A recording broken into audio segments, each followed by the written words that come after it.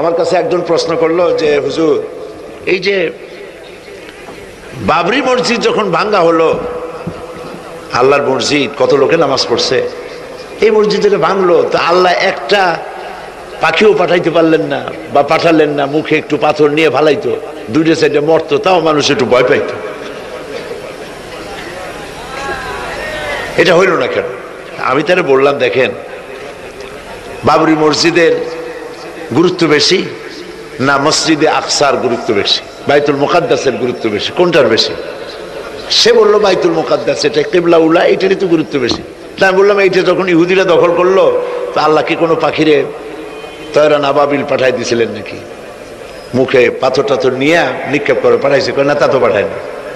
তাহলে আপনি চিন্তা করতেছেন কেন? মূল বিষয় তো চিন্তা করেন নাই। কয় যে মূল বিষয়টা কি? বললাম, মূল বিষয় হচ্ছে এই যে কাবা শরীফকে ভাঙ্গার জন্য যখন আবরাহা আসছিল, তখন আব্দুল মুত্তালিব, নবী করিম সাল্লাল্লাহু আলাইহি ওয়াসাল্লামের কি হয়? দাদা। উনি দেখা করতে চাইলেন আবরাহার সাথে। আবরাহা পারমিশন দিলেন, তিনি ঢুকলেন, তাকে বসতে সম্মানের জায়গা দেওয়া হলো, কুরাইশদের নেতা তিনি। আবরাহা বললেন, বলেন আপনি কি বলবেন? আব্দুল মুত্তালিব বললেন, আমি জানতে পেরেছি যে তোমার সৈন্যরা আমার জনগণের এবং আমার উট, দুম্বা, ভেড়া সমানে দখল করতেছে, জবাই করতেছে আর পাইকারি ধরে খাইতেছে, এগুলি সব ধরে নিয়ে আসছে। আমি তোমার কাছে এটা বলতে আসছি, তোমার সৈন্যদেরকে বলো আমাদের উট টুট যা ধরছে, ছাগল ভেড়া সব যেন ছাড়িয়ে দেয়।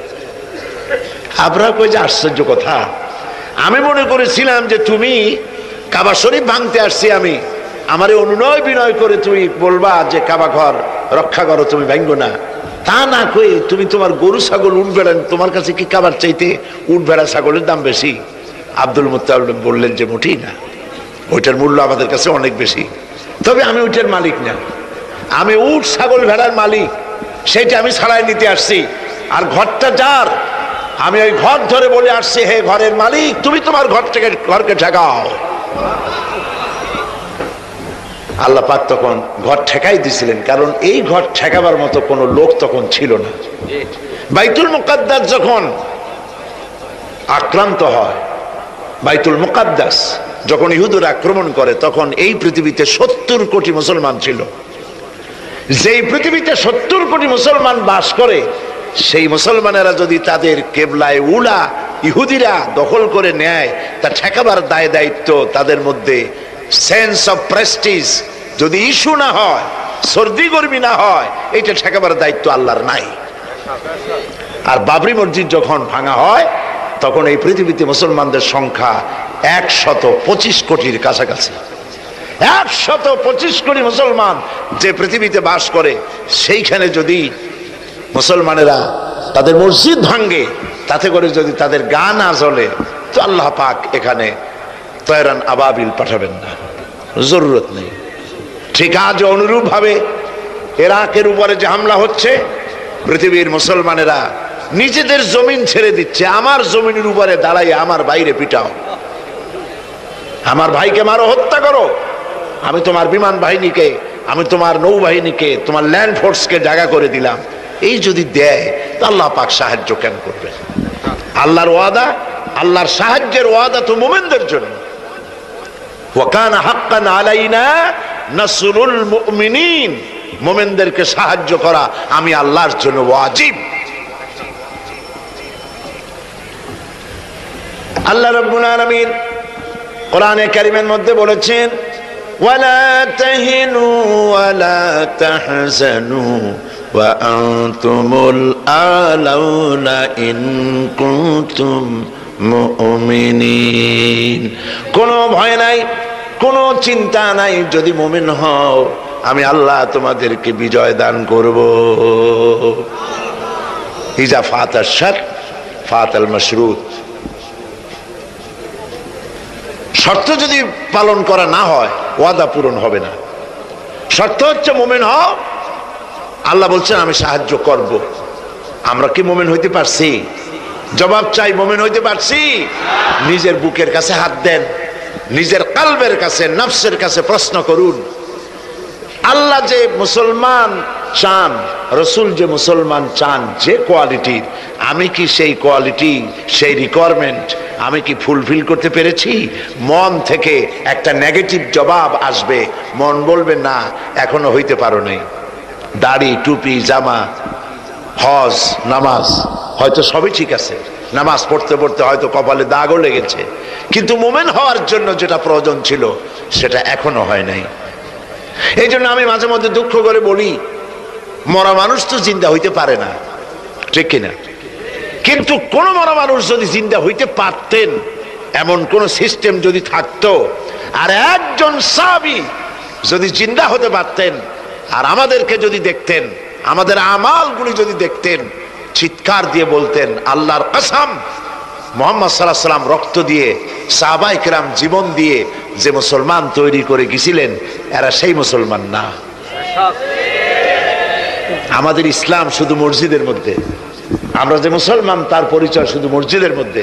মসজিদ থেকে বেরিয়ে যাওয়ার পর আমার আচরণ আর হিন্দুর আচরণ আর খ্রিস্টানের আচরণের মধ্যে, ইহুদির আচরণের মধ্যে কোনো পার্থক্য আছে কি? বরং আমি তো আরো বাড়িয়ে বলবো, এক ধাপ এগিয়ে। এই পৃথিবীতে যদি চ্যালেঞ্জ হয়, কম্পিটিশন হয়, পৃথিবীতে সব থেকে বেশি মিথ্যে কথা কারা বলে?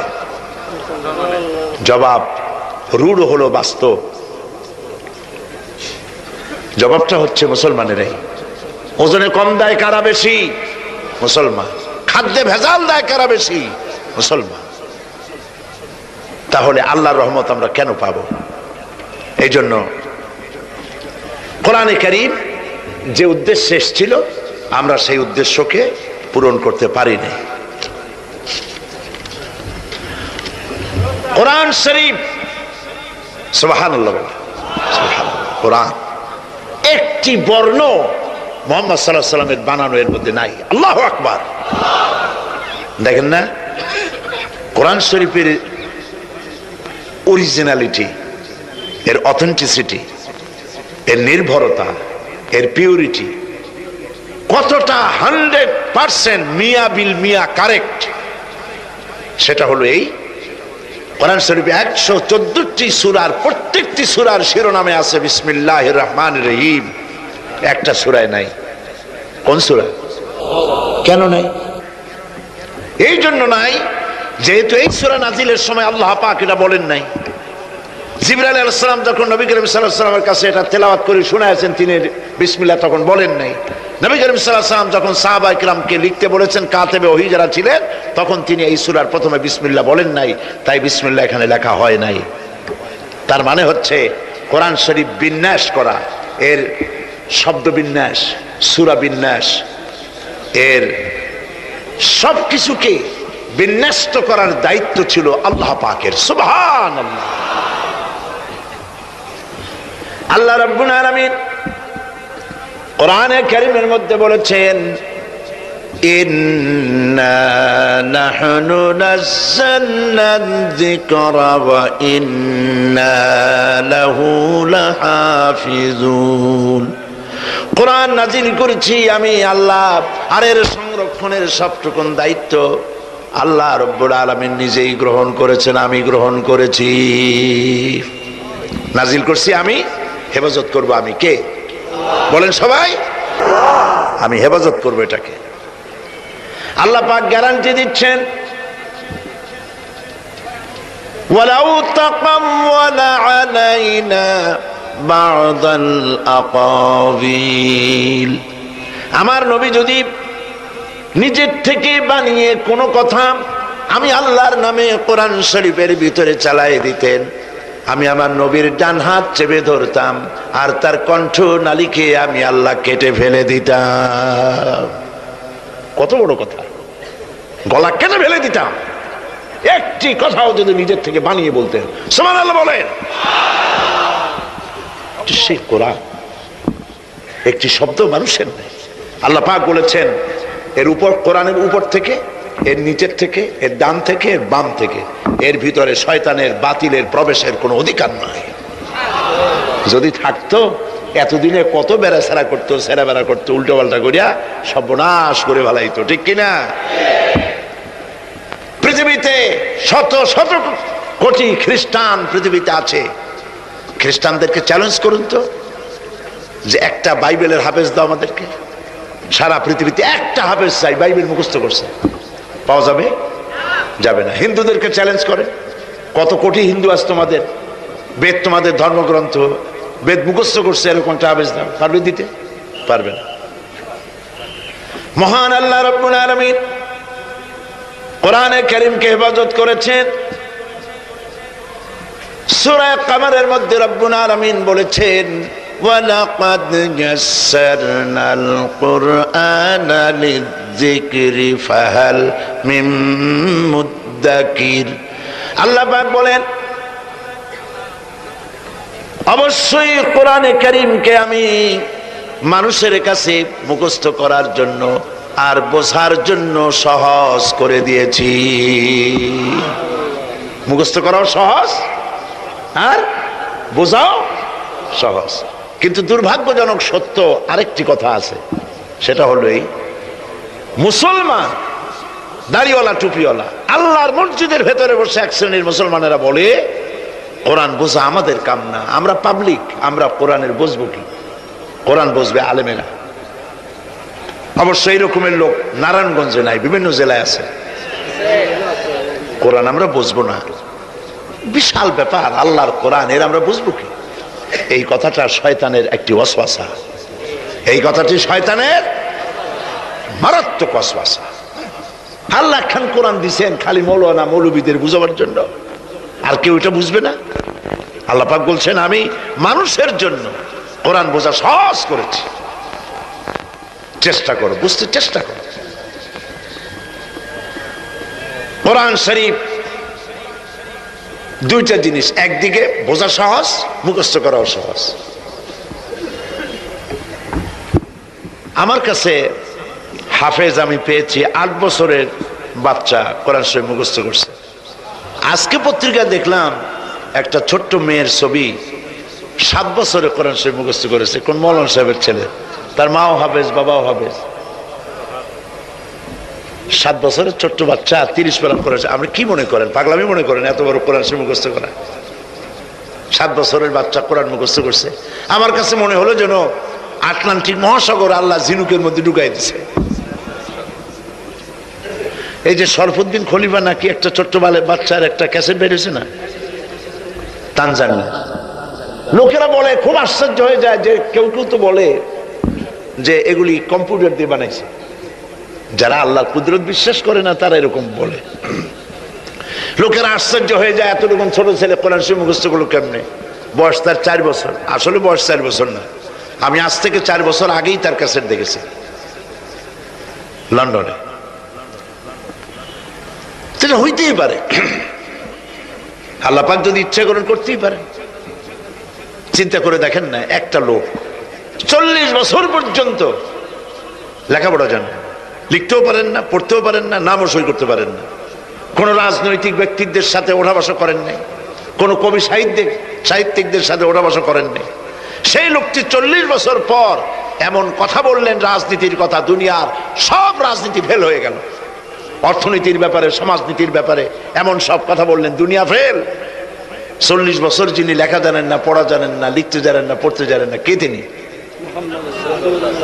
সাল্লাল্লাহু আলাইহি ওয়াসাল্লাম। তো আল্লাহ পাক কেন পারবেন না? মরা গাছ দিয়ে ফুল ফুটাই দিতে পারেন, মরুভূমির ভিতরে পানির প্রস্রবণ ঘটিয়ে দিতে পারেন, আমিরকে ফকির করতে পারেন, ফকিরকে আমির করতে পারেন। এই তো আল্লাহ। যালিকুমুল্লাহু রাব্বুকুম, ইনি হচ্ছেন তোমার আমার রব। সুবহানাল্লাহি ওয়া বিহামদিহি।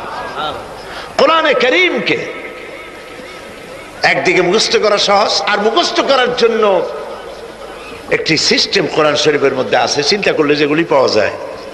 সেটা হলো এই যে কোরআন যদি কেউ তাড়াতাড়ি পড়ে মনে হবে যেন প্রবন্ধ পড়তেছি, আর যদি থেমে থেমে পড়ে তাহলে মনে হবে যেন কবিতা পড়তেছি। সুবহানাল্লাহ। প্রত্যেকটা লাইনে লাইনে মিল, ছন্দের আকারে কোরআন শরীফ পৃথিবীর সমস্ত সাহিত্যের মানকে ছাড়িয়ে এত উপরে গিয়েছে যেই মান পর্যন্ত পৃথিবীর কোন সাহিত্য কিয়ামত পর্যন্ত পৌঁছতে পারবে না। এর ফাসাহাত, এর বালাগাত, কোরআন শরীফের সাহিত্যিক মান, চিরকালের জন্য কালজয়ী, এর পাশেও কেউ দাঁড়াইতে পারবে না। সুবহানাল্লাহ। হযরত নবী করিম সাল্লাল্লাহু আলাইহি ওয়াসাল্লাম তিনি যখন হযরতে খাদিজাকে যখন দ্বীনের দাওয়াত দিলেন, কালেমার দাওয়াত দিলেন, বললেন এক আল্লাহর ইবাদত করো, আমারে শেষ জামানার নবী হিসাবে মেনে নাও, আখেরি নবী হিসাবে আমাকে মেনে নাও। হযরতে খাদিজা এক মুহূর্ত দেরি করেন নাই, সঙ্গে সঙ্গে পড়েছেন লা ইলাহা ইল্লাল্লাহু মুহাম্মাদুর রাসূলুল্লাহ। জোরে পড়েন লা ইলাহা। নারায়ণগঞ্জের মতো জায়গা মাহফিল করবেন তো বড় খয়রাত করতে নামবেন, ছোট্ট বাটি নিয়ে নামবেন কেন? বিলার ঝুলি নিয়ে নামেন। কেউ তো বেশি দিলে তখন নেবেন কি করে? এই জন্য আপনি যেমন ব্যবস্থা করবেন সেরকমই। আমরা তো আরামে বক্তৃতা শুনতেছি, আর ইরাকের মুসলমানদের ঘুম হারাম হয়ে গেছে, খাবার নাই। গতকাল ব্রাহ্মণবাড়িয়ায় বলেছি, ইরাকের গর্ভবতী নারীরা তারা ডাক্তার সরকারের কাছে দাবি জানাইছিল যুদ্ধের একদিন আগে, বলছিল আমাদেরকে অপারেশন করে বাচ্চাগুলো বের করে দাও, আমেরিকার কাফেরদের বিরুদ্ধে লড়াই করে শহীদ হয়ে মরতে চাই। আমরা কিচ্ছু করতে পারবো না, কিন্তু দোয়া করতে পারবো। কি করতে পারবো? তবে দোয়া কবুল হোক আর না হোক এই নিয়ে তাড়াহুড়ো করবেন না। অনেকে মনে করে দোয়া তো করছিলাম আফগানের জন্য, হয়েছে কি? এই জাতীয় কথা বলা ইমানের বিপরীত, ইমানের খেলাফ। আপনার দোয়া কবুল করতে আল্লাহ বাধ্য নন। ফাআলুল লিমা ইউরিদ, যা খুশি তাই করেন। সুবহানাল্লাহ বলো। এই দোয়া যে করি, এই দোয়া কবুল আজ হবে, কাল হবে, অথবা 5 বছর 10 বছর পরে হবে, অথবা কবুল যদি না হয় শাহনশাহ রব্বুল আলামিনের দরবারে দোয়া করা হয়েছে, এজন্য আল্লাহ পাক কিয়ামতে মর্যাদা বৃদ্ধি করে দিবেন। দোয়া করতেই হবে, দোয়া ছাড়া পথ নাই। কাজে বসবেন, হাঁটাহাঁটি করা ঠিক না। হযরতে খাদিজাতুল কুবরা রাদিয়াল্লাহু তাআলা আনহা ঈমান এনে কালেমা পড়ে বললেন কি জানেন? বললেন আবাল কাসেম, হে কাসেমের পিতা, হে কাসেমের পিতা, আমি বিগত 15টি বছর আপনার সাথে ছিলাম স্ত্রী হিসেবে। আমি আপনার মধ্যে যে আচরণ দেখেছি, যে আখলাক দেখেছি, এটা কোনো সাধারণ মানুষের হতে পারে না। আপনি অবশ্যই আল্লাহর নবী, বিন্দু মাত্র সন্দেহ আমার নাই। সুবহানাল্লাহ।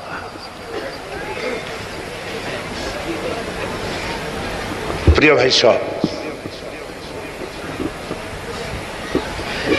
সেই নবীদের জন্য 3টি শর্তের কথা বলেছিলাম। একটা হলো ওহী, একটা মুজিজা, একটা উন্নত মানের চরিত্র। ওহী ছাড়া নবী হওয়া যায় না।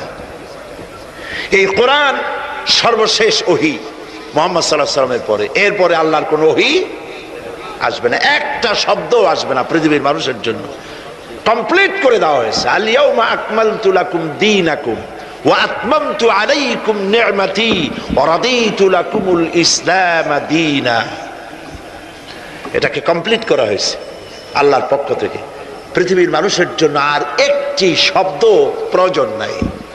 বিজ্ঞানের আবিষ্কার যত বাড়ুক, কোরআন শরীফের কিচ্ছু তাতে আসে যায় না।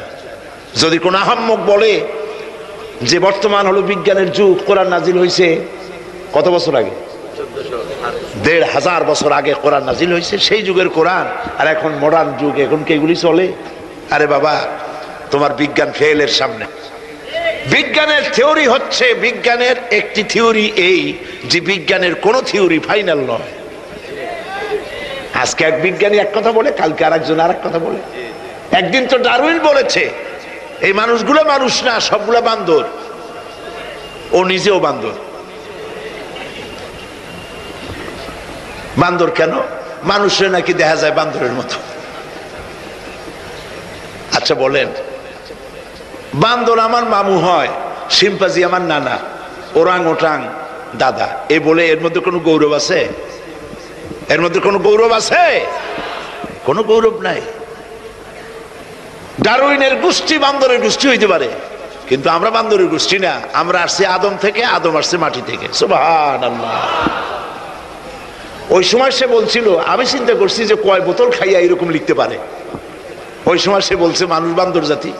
এরপরে যারা পৃথিবীতে বিজ্ঞানী, তার সমকালীনের পরপরই যারা এসছে, তারা রিসার্চ করে বলেছে এই ডারউইনের এই কথা হলো একটা বান্দরামি, এটা ঠিক না। কারণ মানুষ যদি বান্দরের জাত হয়, তাহলে বান্দর তো পৃথিবী থেকে বিলুপ্ত হয় নাই, এখনো পৃথিবীতে বহুত বান্দর আছে। এই বান্দরগুলা আমরা তো একটা বান্দর এরকম দেখলাম না যে কোমর পর্যন্ত মানুষের মতো হয়ে গেছে। কোন জিনিসের সাথে কোন জিনিসের সিমিলারিটি থাকলে এইটা ওইটার বংশের, এটা কি করে বলা যায়? তো এরকম বলেছে কেন তারা? মন যা বলেছে তাই বলেছে। ইন হুয়া ইল্লা ওয়াহয়ু ইউহা।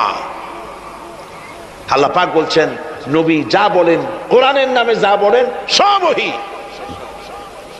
তিনি নফস এবং প্রবৃত্তিকে অনুসরণ করে কোনো কথা বলেন না, আমি যা বলতে বলি তাই বলেন। সুবহানাল্লাহ। সুতরাং নবী করিম সাল্লাল্লাহু আলাইহি ওয়াসাল্লামের কাছে কোরআন এসেছিল এই কারণে যে কোরআন দিয়ে তিনি একটি সমাজ বিপ্লব করবেন, তাবিজ লাগবেন, এই জন্য কোরআন আসে নাই। বোঝেন কিনা কথা? এই যে দেখুন আমার হাতে কোরআন শরীফ একটা আছে, ছাপা হয়েছে সুলেমানিয়া বুক হাউস, বাংলা বাজার, ঢাকা। কে তাদেরকে অধিকার দিল কোরআন শরীফ ছেপে কোরআনের মধ্যে তাবিজের নকশা আঁকা? আল্লাহর কালামের সাথে এটা বেয়াদবি, বেহরমতি। এই জাতীয় কোরআন শরীফ বাজারে পাইলে আপনারা কিনবেন না। কোরআন শরীফ নাম্বার দিয়ে তাবিজ লেখার কোন অধিকার ইসলাম কাউকে দেয় নাই। কোরআন শরীফকে জাতির কাছে হালকা করেছে তাবিজের ব্যবসা দিয়ে। এটাকে একটা তাবিজের কিতাব বলে মনে করা হয়েছে। দেখুন সূরা ফাতিহা, এই নকশা গলায় বাঁধিয়ে রাখিলে মুক্তি পাওয়া যাইবে রোগ হইতে। সূরা মারিয়াম পেটে বাঁধিয়ে রাখলে বাচ্চা হবে তাড়াতাড়ি।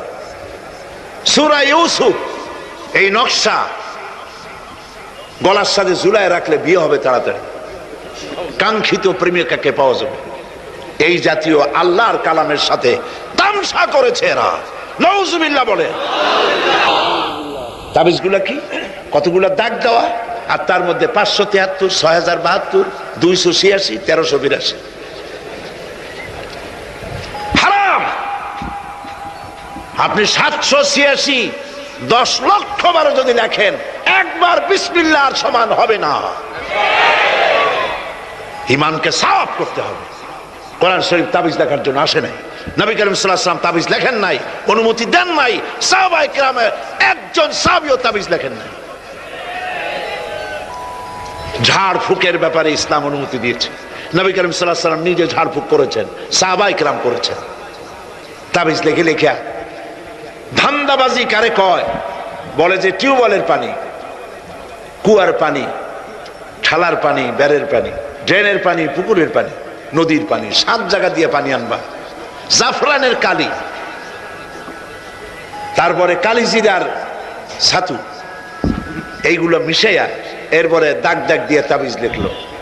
তারপরে লেখে এক এক পাশে ইয়া জিব্রাইলু, ইয়া মিকাইলু, ইয়া ইসরাফিলু, ইয়া জিব্রাইলু, হাবিজাবি কতগুলো লিখে এই জাতীয় যা খুশি আল্লাহর ফেরেশতাদের নাম লিখে গলায় ঝুলাবার কোনো মানে নাই। এগুলি করে কোরআন শরীফকে বেহুরমতি করা হয়েছে। নাউজুবিল্লাহ বলেন। বিশ্বাস করুন, কোরআন তাবিজ লেখার জন্য আসে নাই। কোরআন এসেছে ভাগ্য পরিবর্তন করার জন্য। একজনের রুটি খাচ্ছিল, এক কৃপণ বখিল রুটি খেতে বসেছে। সিল একটা এসে রুটিতে সু মারল, সু মেরে রুটিটা নিয়ে গেছে। বেচারা পিছনে পিছনে দৌড় আরম্ভ করছে, গালি দিতে দিতে। মরার সিল, আর তুই জায়গা পাইলি না। চিলের পিছনে দৌড়াতে দৌড়াতে নদীর পারে চলে আসছে। সিলও দেখে যে আল্লাহ, এমন এক বেকায়দার লোকের রুটি নিলাম, কোনো গাছেও বসতে পারি না তার ঢিলার জ্বালায়। শেষ পর্যন্ত পাশে ছিল নদী, নদীর উপর দিয়া চিল উড়ে ওপার যাওয়া আরম্ভ করছে। বকিল বেচারা দাঁড়াই থাকে, দিলাম ফিসাবিলিল্লাহ, আল্লাহর রাস্তে দিলাম। এর তো কোনো মানে নাই। নিজে খেতে না পারে বাসি অখাদ্য কুখাদ্য এগুলি দিতে আল্লাহ পাক নিষেধ করেছেন। দিবা বাইসে বাইসে ভালো জিনিসটা, যেটা তোমার কাছে প্রিয় ওইটা দিও। তুমি যদি খারাপটা দাও তাহলে আল্লাহ তোমার দেবেন ওই মানের। কিয়ামত আছে না, কিয়ামত ওই মানের পাবা। আল্লাহ পাক বলছেন, ইয়া আইয়ুহাল্লাযীনা আমানু আনফিকু মিন তাইয়্যিবাতি মা কাসাবতুম ওয়া মিম্মা আখরাজনা লাকুম মিনাল আরদ। তোমরা যে উপার্জন করেছো সেই উপার্জনে তোমাদের জন্য যা উপার্জন করেছো তাই, আর মাটি থেকে আমি যা তোমাদের জন্য দিয়েছি তার থেকে ভালো জিনিস, ভালো ভালো জিনিস আমার রাস্তায় খরচ করো। এটা কার অর্ডার? আল্লাহর অর্ডার। আর খরচ করার জন্য ওয়ালা তায়াম্মামুল খাবিসা মিনহু তুনফিকুন, খরচ করার জন্য বাইসা বাইসা খারাপ জিনিসগুলি খুঁজে বেড়াইও না, ভালো জিনিসগুলি আমার রাস্তায় খরচ করো। আর যতদূর সম্ভব গোপনে দিও, যতদূর সম্ভব দান গোপনে করো। মানুষকে শুনায়ও না অমুক জায়গায় দিলাম, বা মানুষকে দেখায় দেখা দিও না। কোন কোন শহর আছে কোরবানির সময় বিরাট গরু কেনা হয়, সেই গরুর গলায় মালা দিয়া তারপরে শহরের রাস্তায় রাস্তায় ঘুরানো হয়, অমুক মিয়া সাহেব এই গরুটা কোরবানি করবে। এরকম চিটাগংয়ে হয় না, অন্য অন্য জেলায় হয়। জি, এখানেই বেশি হয়। তাই? আশ্চর্য কথা। তাহলে তো উচিত, এরকম যদি উদ্দেশ্য হয় তাহলে বড় মিয়া গরুর সাথে একসাথে হাঁটা উচিত, লোকেরা বুঝুক কোন বড় মিয়া আর কোন বড় গরু। আপনি এটা করলেন কি জন্যে? এই কাজটা তো নিন্দনীয় কাজ। আর প্রতিযোগিতামূলক কোরবানি করা, প্রতিযোগিতামূলক 35,000 টাকার গরু কোরবানি করা হলো, মানে নাই। মানুষকে শুনাইয়া, মানুষকে দেখাইয়া যদি করা হয় কোনো ফল পাওয়া যাবে না। আমার বন্ধুগণ, আল্লাহ রাব্বুল আলামিন বলছেন মানুষকে দেখাবার জন্য দান সদকা করো না। ইন তুবদুস সাদাকাতি ফানি'ম্মা হিয়া ওয়া ইন তুখফুহা ওয়া তু'তুহাল ফুকারা ফাহুয়া খায়রুল লাকুম ওয়া ইউকাফিরু আনকুম মিন সাইয়্যাতিকুম। প্রকাশ্যভাবে খরচ করলে তা ভালো, আল্লাহ পাক বলছেন প্রকাশ্যভাবে খরচ করলে তা ভালো, কিন্তু গোপনে দান করা সবথেকে উত্তম। তবে প্রকাশ্যে দান করতে গিয়ে যদি এটা এই জন্য হয় যে আমি দিলে পরে আরো একজন উৎসাহিত হয়ে যাবে। সমাজ কল্যাণ পরিষদের এত বড় বিশাল মাহফিল, 16 লক্ষ টাকা খরচ হবে, দিলাম আমি 1 লাখ টাকা, এটা শুনাইয়া বলার পর আমার কথা শুনিয়া আরো যাদের টাকা আছে তারা হয়তো 2 লাখ দেবে, এই চিন্তা করে যদি তারগিবের জন্য, উৎসাহ প্রদানের জন্য, ইন্সপিরেশনের জন্য যদি হয়, এই নিয়ত হলে ক্ষতি নেই। কিন্তু সর্বাবস্থায় দানটা গোপন হয় ভালো। আল্লাহ পাক বলেন গোপনে যদি তুমি দান করো তাহলে আমি রব্বুল আলামিন ওই গোপন দানের বিনিময় তোমার সমস্ত গোপনীয় গুনাহগুলি আমি রব্বুল আলামিন মাফ করে দেব।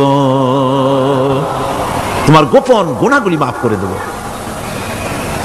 5 নম্বরে হচ্ছে নির্বোধ আর অজ্ঞ লোকদেরকে প্রয়োজনের অতিরিক্ত টাকা দিবা না। দেখেন ইসলামের কি সুন্দর বিধান।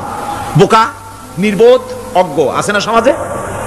তুমি মহব্বতে, আল্লাহর মহব্বতে ওর লাগে 500 টাকা দিয়ে দিলা 5000 টাকা, এ তো সর্বনাশ করে ফেলাবে, সে তো খারাপ টাকায় তা ব্যয় করবে। এই জন্য অজ্ঞ লোকদেরকে, নির্বোধ লোকদেরকে প্রয়োজনের অতিরিক্ত দিতে আল্লাহ নিষেধ করেছেন। তবে আল্লাহর ইচ্ছা হচ্ছে এই যে যত বড় পাপী হোক আর যত বড় খোদাদ্রোহী হোক না কেন, প্রত্যেকের খাওয়া, পড়া, শিক্ষা, চিকিৎসা গ্যারান্টি দিতে হবে। সুবহানাল্লাহ। কোন এর নাম তো আল্লাহ, এর নাম কি? আল্লাহ পাক, যার ভেতরে কোনো কার্পণ্যতা নাই। আল্লাহরে মানলেও আল্লাহ খাইতে দেন, না মানলেও দেন, সকলকেই দেন সমভাবে। 6 নম্বরে হচ্ছে কারো প্রয়োজন পূরণের জন্য যদি ধার দেওয়া হয়, যদি কাউকে ধার দেন তা আদায় করার জন্য বারবার তাকে টাকা দেওয়া যাবে না। একথা শুনিয়া যারা ঋণগ্রস্ত আছেন তারা আবার এই সুবিধাটা নিয়েন না। সামর্থ্য থাকতে যদি যার কাছ থেকে ধার এনেছেন তাকে যদি কষ্ট দেন অবশ্যই আল্লাহর কাছে আসামি হতে হবে কিয়ামতের দিন, কোনো সন্দেহ নাই। আর যে ব্যক্তি ধার দিয়েছেন তিনি যদি বুঝতে পারেন যে এই লোকটি আসলেই নিয়ত ভালো কিন্তু দিতে পারতেছে না, তাহলে এমন লোককে বারবার তাগাদা দিতে আল্লাহ নিষেধ করেছেন। তাকে শরম দিও না, তাকে সময় দাও। وَإِنْ كَانَ ذُو عُسْرَةٍ فَنَذِرَةٌ إِلَى مَيْسَرَةٍ وَأَنْ تَصَدَّقُوا خَيْرٌ لَكُمْ إِنْ كُنْتُمْ تَعْلَمُونَ। ঋণগ্রস্ত ব্যক্তির আর্থিক অবস্থা খারাপ হলে সচ্ছল হওয়া পর্যন্ত তাকে সময় দাও, আর তাকে যদি ক্ষমা করে দিতে পারো সেটা তো অনেক ভালো কথা, আল্লাহ তোমার প্রতি রহম করবেন। যদি ক্ষমার তাকে যদি সে দিতেই পারবে না এমন অবস্থা যদি হয়, তাহলে তাকে তুমি ক্ষমা করে দিও। কিছু সংখ্যক লোক আছে যারা ধার নিয়ে আসলে ফাঁকি দিতে চায়, আছেন এমন সমাজে না? নাই।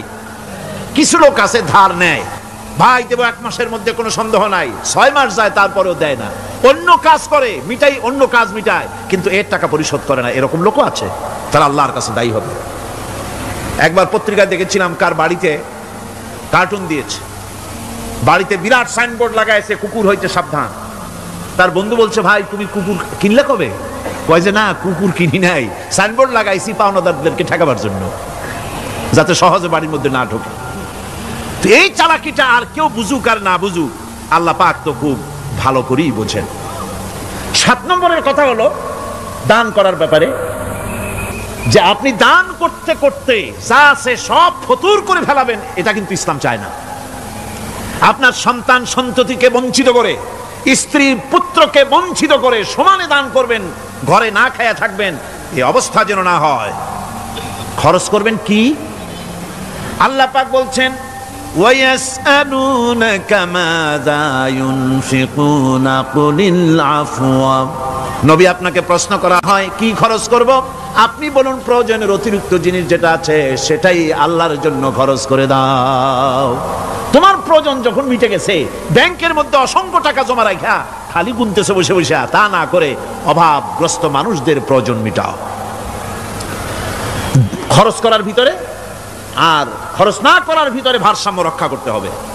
ولا تجعل يدك مغلولة إلى عنقك ولا تبسطها كل البسط فتقعد ملوما محسورا। তোমাদের দানের হাত গুটায় একেবারে গলার সাথে বেঁধে রেখো না, আবার এমন বেশি ছেড়েও দিও না, কারণ এর ফলে তোমাকে অনুতপ্ত হওয়া লাগতে পারে, কার্পণ্যতাও না হয়, আর দিতি জমের মতো দিয়ে সব ফতুর না হয়ে যাও। দুটোর মধ্যে ব্যালেন্স হতে হবে। আর 8 নম্বরে কথা হচ্ছে এই যে এই দানের উপযুক্ত কারা। আপনি তো যাকাত দিবেন কাদের, সে কথা আল্লাহ বলে দিয়েছেন, আগে বলা হয়েছে না? কয়টা খাতে দিবেন? মাশাআল্লাহ মনে আছে আপনাদের। আর এমনি সাধারণ দান সাদকা কাদেরকে দিবেন, উপযুক্ত পাত্র কারা, তার একটা লিস্ট আল্লাহ দিচ্ছেন। وبالوالدين إحسانا وبذي القربى واليتامى والمساكين والجار ذي القربى। নিজের পিতামাতা, নিকট আত্মীয়, ইয়াতিম, মিসকিন এবং আত্মীয় প্রতিবেশী তাদেরকে দিবে। আমি কিন্তু এখন যাকাতের কথা বলছি না, মা বাপকে যাকাত দেওয়া যাবে না। এটা হচ্ছে দান, সহযোগিতা করা, ইহসান করা। এই ইহসান মা বাপকে, প্রতিবেশী আত্মীয় যারা, মিসকিন যারা, এতিম যারা, অনাত্মীয় প্রতিবেশী যারা, চলার সাথী, প্রবাসী এবং নিজের চাকর চাকরানি যা কিছু আছে, এই সকলকেই এই সাহায্য করতে হবে, এ কথা আল্লাহ বলে দিয়েছেন। এবং ইসমাঈল আলাইহিস সালাম সম্পর্কে বলা হয়েছে وكان يأمر أهله بالصلاة والزكاة وكان عند ربه مرضيا। সে তার স্বজনদেরকে নামাজের হুকুম করত, নামাজের এবং যাকাতের নির্দেশ দিতেন হযরত ইসমাঈল আলাইহিস সালাম, আর তিনি ছিলেন বিশেষ মর্যাদার অধিকারী।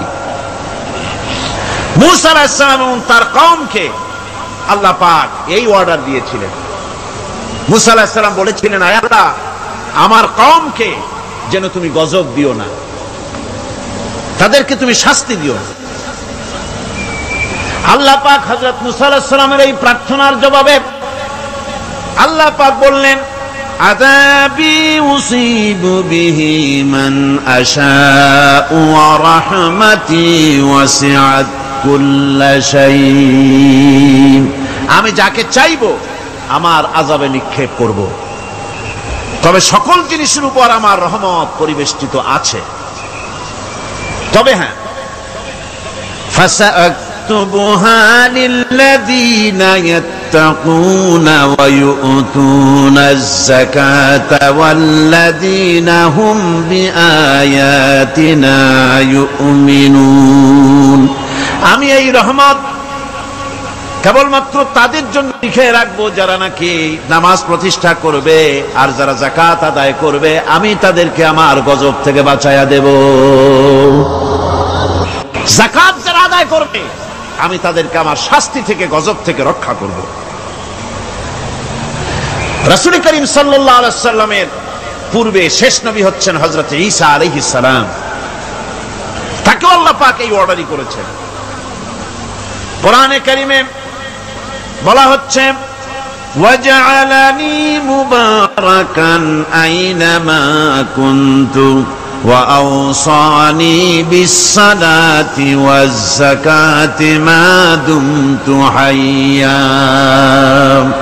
আমি যেখানেই থাকি না কেন আমাকে অর্ডার করা হয়েছে যতদিন বেঁচে থাকবো আমি ততদিন যেন আমি নামাজ আদায় করি আর যাকাত দেই। ঈসা আলাইহিস সালাম বলছেন আল্লাহ পাক আমার উপরে নির্দেশ করেছেন আমি যেখানেই থাকি আর যতদিন বাঁচি আমাকে নামাজ আর যাকাত এই দুটি জিনিস সম্পর্কে আল্লাহ পাক আমাকে আদেশ করেছেন।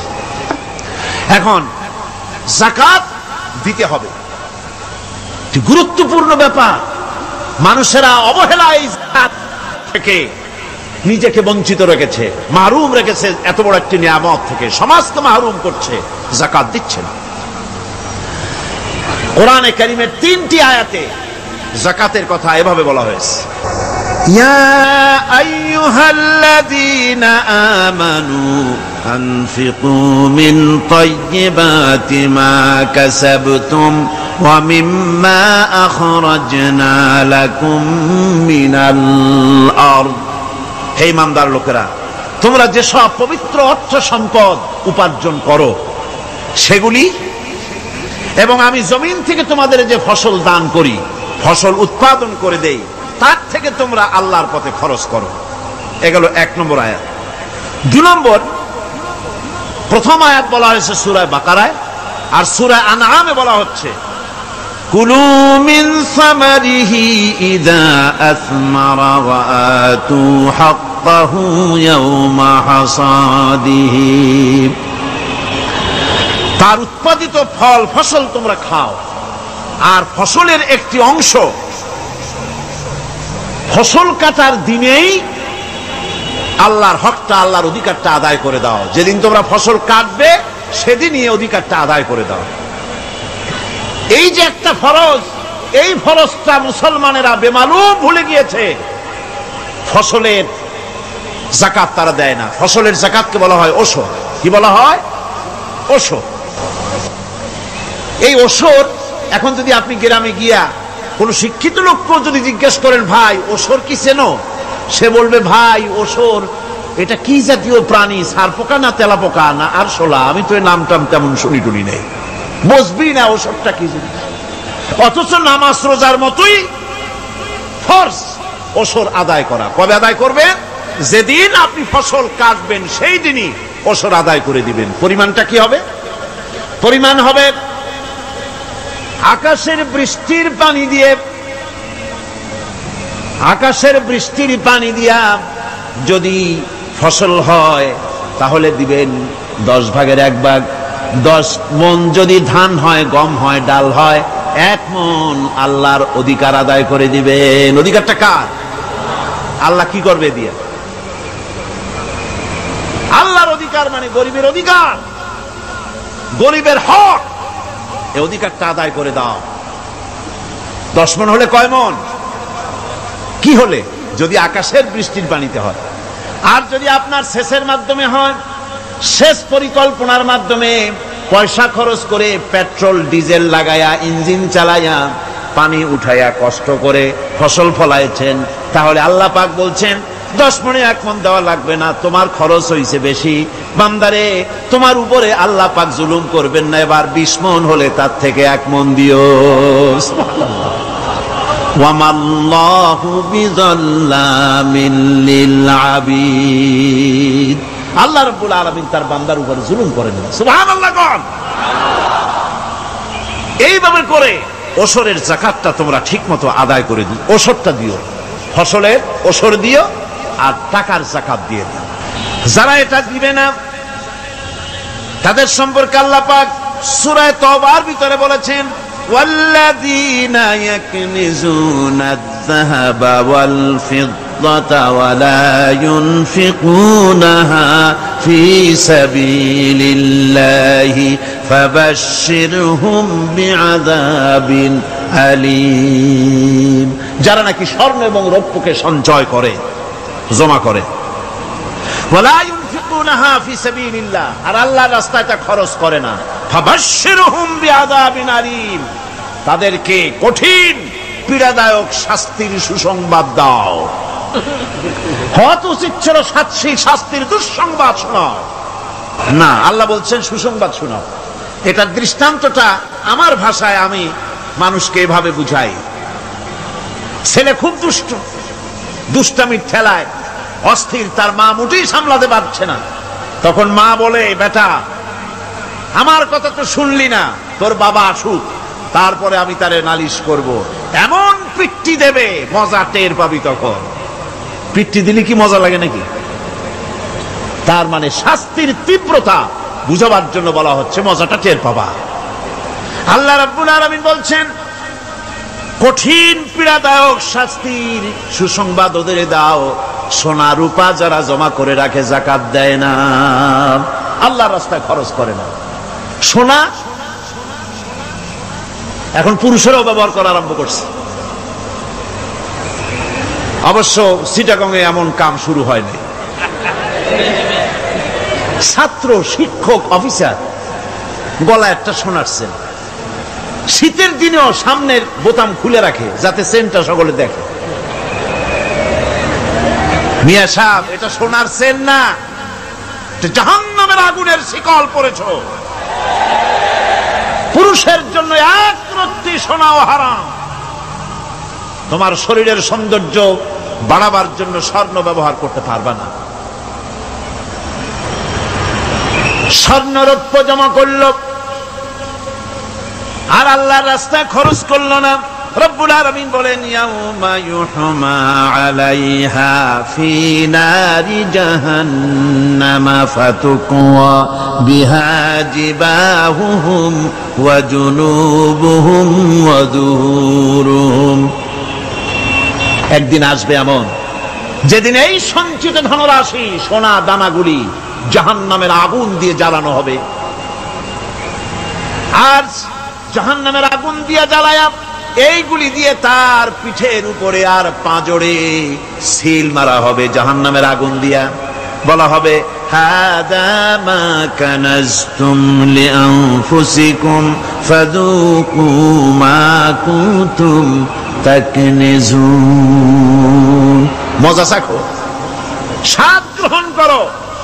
এ হলো তোমার সেই সঞ্চিত সম্পদ, সঞ্চিত ধনরাশি যা তুমি জমা করেছো আর আল্লাহর রাস্তায় খরচ করনি। এখন এর শাস্তি গ্রহণ করো। যাকাত কোথায় কোথায় ব্যয় করবেন, কারে কারে দিবেন? আল্লাহ রাব্বুল আলামিন বলেন, ইন্নামাস সাদাকাতু লিল ফুকারাই ওয়াল মাসাকিন ওয়াল আমিলিনা আলাইহা ওয়াল মুআল্লাফাতি কুলুবুহুম ওয়া ফির রিকাব والغارمين وفي سبيل الله وابن السبيل فريضة من الله والله عليم حكيم। সূরা তাওবার মধ্যে আল্লাহ পাক যাকাত কোথায় কোথায় দিবেন খাতগুলি আল্লাহ বলে দিচ্ছেন। কোন আলহামদুলিল্লাহ। যেখানে সেখানে যাকাত দেওয়া যাবে না। যাকাতের জন্য খাত হচ্ছে 8টা। যাকাতের জন্য খাত কয়টা? আটটি খাতে আপনার যাকাতের টাকা আপনি ব্যবহার করবেন, ব্যয় করবেন। প্রথম দিবেন ফকিরদেরকে। প্রথম দিবেন কাদেরকে? ফকির। ফকির কারা? ফকির হচ্ছে নিজের জীবন জীবিকায় অন্যের মুখাপেক্ষী। তারপরে শিশু, এতিম, বিধবা, জীবন চালানো খুবই কষ্টকর, অভাবগ্রস্ত লোক, এরা হচ্ছে ফকির। আর মিসকিন হচ্ছে যারা নিজেদের প্রয়োজন উপযোগী অর্থ উপার্জন করার সামর্থ্য নাই, আর মানুষের কাছে আত্মমর্যাদার কারণে হাত পাততেও পারে না। এক কথায় এক গরিব ভদ্রলোক।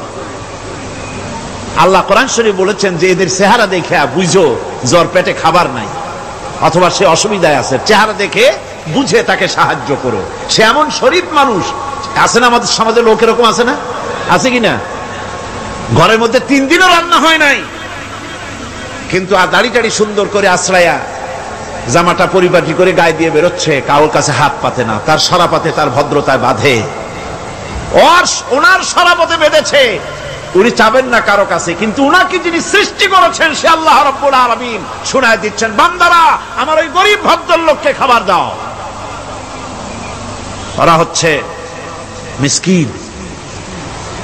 এরপরে আমিলিন, 3 নম্বরে আমিলিন, অর্থাৎ যারা যাকাত সরকারিভাবে যাকাত যারা আদায় করে, সেই আদায়কারীদেরকে এই যাকাতের টাকা দিয়ে তাদের সম্মানী দিতে বলা হয়েছে। ইসলামী গভর্নমেন্ট আসলে যাকাত তো আর আপনার খুশি মতো থাকবে না, যাকাত দিতে আপনি বাধ্য হবেন। যাকাত দিতে আপনি বাধ্য হবেন। যাকাত আদায় করবে গভর্নমেন্ট। কে আদায় করবে? গভর্নমেন্ট আদায় করবে, আর গভর্নমেন্ট ডিস্ট্রিবিউট করবে।